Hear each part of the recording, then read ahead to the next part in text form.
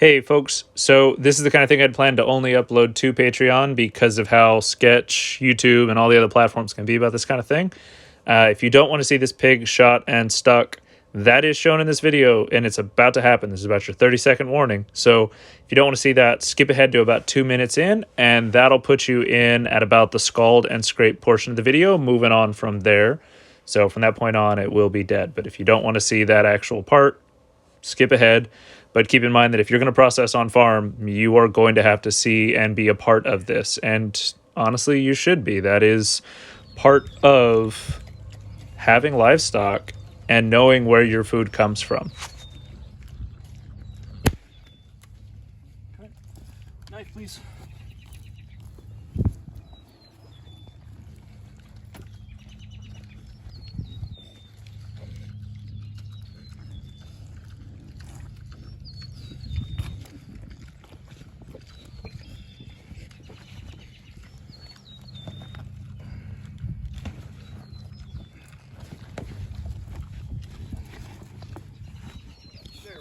So I didn't want to do a voice record over that section right there. So if you're still with us and you saw it, you can tell there shouldn't be a squeal. A well-placed shot, and this is just a 22 long rifle. A 22 Magnum would be better, or if he was bigger, a 410, which is what I'm going to buy this fall to swap up for when we're doing our bigger ones. And then I can also get copper slugs so that I'm not worried about, did I miss a little piece of lead in the skull when we're cooking the skull, so for head meat. So yeah, you can see the biggest issue is going to is that I screwed up the stick. So shot, perfect. Stick, no bueno. I've only done, like, actually stuck myself 3 pigs now, 4 pigs maybe, in the course of like 10 years. The last one here was like 5 years ago. So it's been a while since I've stuck a pig, and I definitely screwed it up. And that's really one of those things you get better at with practice. And at this point, like, the pig is dead. It's brain dead, at least, right? And then we're removing the rest of the nervous system. So you're not going to worry about, like, yeah, it's not like you're cutting the throat to kill it, and so you're going to worry about hurting the pig at that point. He's already dead. Moving on to this step, so we're scalding because I cannot stand the amount of waste that happens just from pig skin alone, right? Like, that's insane. And because we're whole roasting it, this is for a roasting pig for Easter. So if you're going to do a whole roasted pig, you have to have it scalded and scraped. And there's one processor that's anywhere near us, and it's like 4 hours away, 3 hours away, that does scald and scrape, and they're booked out for like a year and a half. So if you want scalded and scraped hogs, you're going to have to do them yourself on farm. And like I said, you should anyways, because that is a lot of pig product that is going to waste if you don't. So what we're doing here is we've got 150 degree temp water in the cooler, and then in the cooler lined out perfect. I'm going to have to build a bigger trough for this. I'm going to build a big wooden trough this fall. And then we've set it in there, and we're taking the ropes, and so it's 151 degrees, and we're doing it for about 2 minutes. I'd set that timer for 2:15 because I knew it was going to take him time to push the button and then us get the pig in. But then we're just vigorously rubbing it back and forth, and then we'll flip it over and get the toes in there so that we make sure that we get all that, because the toenails come off too, right? And so we want to make sure that we remove all the skin possible, or all the hair possible, because essentially what you're doing is you're giving second degree burns to it, so it burns that first little layer of skin where the hair connects. So that's what allows you to remove the hair. So, like, you don't have to worry about the hair sticking back to it after it cools a little, because you've damaged the skin right there, that where the hair connects, so the hair can't reconnect. It's not like duck feathers where the skin kind of, or chicken feathers, where, like, if you wait, it like tightens and resets in, because that is always a barrier if you don't get those fast enough. But yeah, that's all we're doing. So we'd waited till about 1 minute in to flip him over to the other side, and really, like, most of the pig is underwater, but I wanted to really make sure those hooves got thoroughly taken care of, because they're already kind of a bear to get in and underneath and pull. So I wanted to make sure we really got those good and done. But at this point, like, you can see how gross that water is. Starts out clean, but I mean, obviously, like, the pig's got mud on him, so he's going to get mud on it. But then we sprayed off a bunch. We took a torch to it the next morning. I didn't have a torch when we got him completed to this stage, except my big oxyacetylene torch, and I did not want to bring that out there. So we got a little propane torch for the next day. Yeah, so we'll just go ahead and from this point on, once we're done, we just pick him up, plop them on the table, and then honestly, it is just a lot of scraping. For a lot of it, you can just like pluck the hairs off, and it's not a big deal. Like, it's almost easier to just pull the hair off with your hands over the vast majority of it than it is to actually even use a scraper, it feels like to me.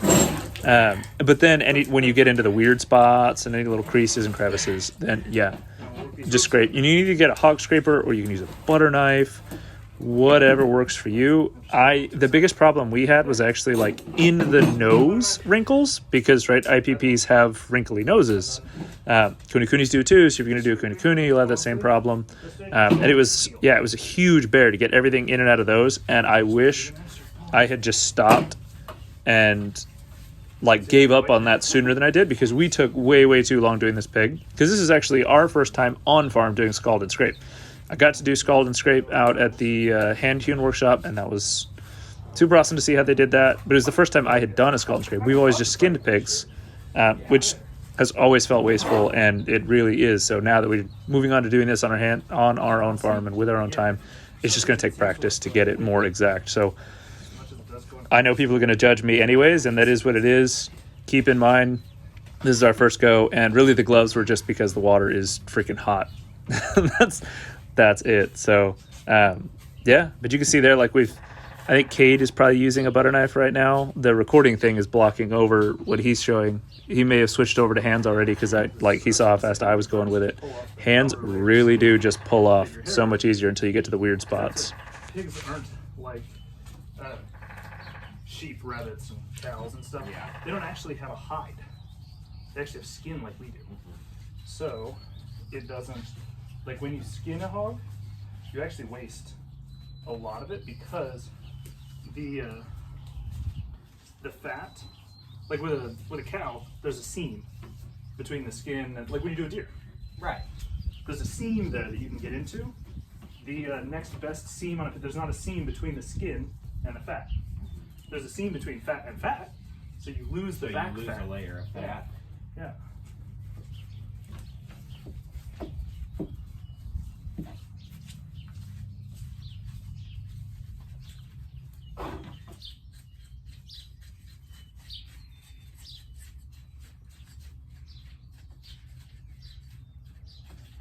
How do you ear tag yours? Put on the tag. They get their mom's first three letters. So like Biscuit is BIS, Dottie is DOT, Donut is DON, and so on and so forth. And then they get numbered based on the order they got evaluated in. So it'll just be the first piglet I did for the season, for that season, is not even that litter, just that season. So there will be like a Biscuit 1 through 10, Donuts 11 through such and such, and so it just keeps going until we hit the end of the season. All right. And then the next season it starts over. So there is, realistically, there is this, a dozen, Biscuit 2s out there. Yeah.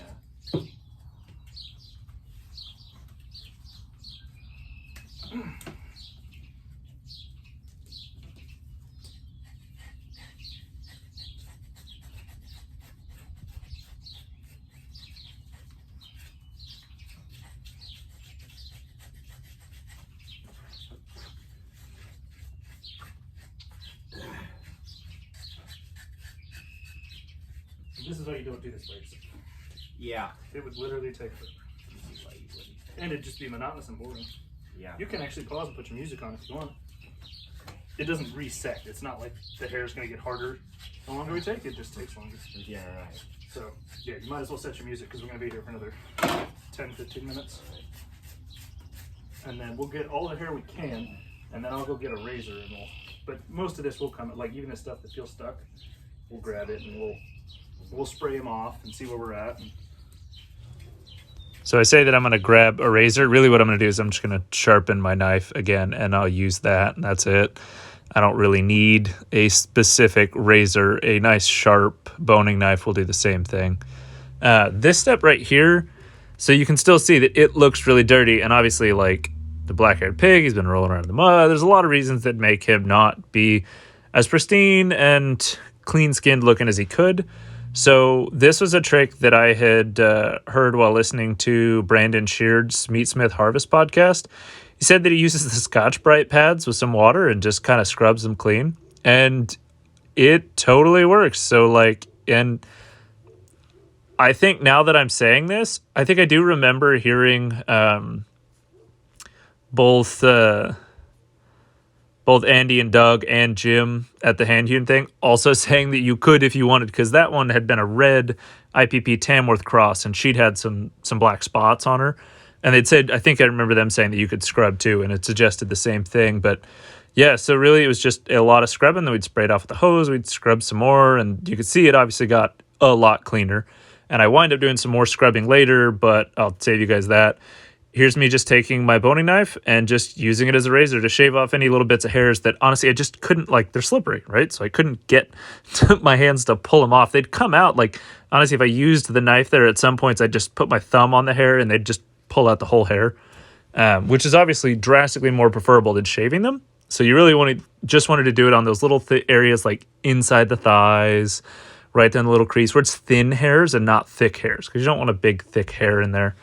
And then from here, it's just rolling on to eviscerating. And I went really, really slow on the whole step of eviscerating here, because not only did I not want to accidentally puncture this since he was a male, since he was a cryptorchid, I've never cut open a cryptorchid before, usually gilts or full-on bores. So I wanted to see what the cryptorchid would look like in there, and I just did not find the other testicle. So that was really interesting. And then here is my sad attempts at blowing up the bladder. So you take the bladder out, fill it with some water, drain it out a few times, and to empty any urine that's in there, and then to also swell and fill it up. So by the time we get to the step that you're going to see in a second, and preferably I'd have a little nozzle. The hand-hewn guys have this awesome little nozzle that threads in and fits in there so that you don't shoot water all over the camera and yourself. But once it's fully clean, then you can inflate it. And then it'll slide their off little nozzle fits perfectly inside there. I went and got a syringe, so I just used one of our syringes that we use, and I have a ton of clean syringes. We use for ivermec and any other injections, which really is kind of it. Ivermec, the oddball antibiotic that may be needed in a really sick pig. We almost never use it. And our FarrowSure vaccinations for our sows. But yeah, so we've got tons of them and almost never use them. The little ones there are for that kind of stuff. But yeah, then from here, we're just working our way down through the evisceration stage. Here, I was still trying to see if maybe I had just missed that testicle and gave up again, and then just moved on to the rest, and then started to get that stuff out to that point. I forget why I hadn't just gone a little further. There was something that had stopped me, and I was like, we're going to pause before cutting, and we're going to go ahead and get this stuff pulled out. Yeah, I was thinking now. It's because I remember now. I'd wanted to, and actually this is what I'm Claire's dad had called, and Cade's dad, obviously. That's Cade, Claire's little brother. We'd wanted to tie off the stomach at that point. So you can see in here, I was working a few things around while trying to talk to him. So we're pulling out the liver, and then I'll take it over there, pull off the bile duct, and get it set in one of those pans that I'd had Cade bring. It would have happened during one of the little pieces I trimmed off here. But yeah, so we'll get the liver out, we'll tie off the stomach, and then we'll plop all of the organs down into the pan. And then they'll just kind of go to the side, because then I wanted to get the rest of the pig processed, get the rest of the pluck out, so the heart, the lungs, and all of that. But I also was really tempted to try and save the intestines and the stomach from this one, and I didn't wind up doing it from this guy. I tied it off as if I was going to, and even had cut it off there like I was going to. But honestly, we'd had so many other things I needed to get done that day, and this guy was such a little pig that I was like, you know what? We're going to save that and table that for the next one that we do, which we're actually doing another one very soon. And here you can see is actually the biggest screw up, right? So I told you that I royally screwed up the stick, right? The stick was absolutely terrible. It took 3 sticks before I was like, oh, shoot. okay, that's right, that's how that's supposed to feel. Which, again, like, the only way you're going to learn this is if you practice. And like I said, it has been years since I've stuck a pig. And I remember every other one I did was fine. So I don't know if I just psyched myself out on this one or what. Or maybe if sticking the smaller pigs is harder. I'm not sure. But you can see all of the excess blood that is there. So there was a big chunk of bloodshot meat in the neck that I wind up removing the next morning before we throw it on the thing. And it just took a ton of work with the hose to spray that all out. That is the goal of sticking, okay? The purpose in sticking is so that you don't have what you see right there, which is just an excessive amount of blood, all right in that central cavity there. I mean, it kind of just like filled that up. So, yeah. Not a whole lot of fun, but with a little bit of hose work, it's fine. It's not like it ruins anything. It just makes more work on our end to get it done. And if we were saving the blood for blood sausage or anything like that, it would have also been a big loss there. But we weren't for this round. We will on future hogs. You can see the face there where I was talking about, where it was just kind of a nightmare with all of the hair in there. And then here was the pit that we made up for it. We made a little bit too big of a fire. We got a little overzealous and a little overexcited. We thought we'd just burn a bunch of brush that was next to it and get some coals that way, and then we used barbecue coals. We had thrown them in the freezer overnight, so got them worked out, and then we were starting to spread them out. And then what you have to do is you have to remove, like open it up down the spine right here, so that's cut down along the spine and along the pelvis, so that way it can lay flat on the bars. And really all that pit is just cinder blocks and rebar. That's it. So, yeah, there you go. And then it just cooks, and then you baste it with, I forget what my father-in-law's mix was, but he had a special mix that he made for it. He called it the wet mop, which, I mean, was super delicious, so not going to lie. I'd guess that this pig was a little over 100 pounds, because I know it was at least 85 pounds. It was heavier than a bag of concrete when we picked him up. So, all right. Thank you, folks. Thank you to our Patreon supporters, Raymond and Ashley Hunter, and all the rest of you that watch our videos.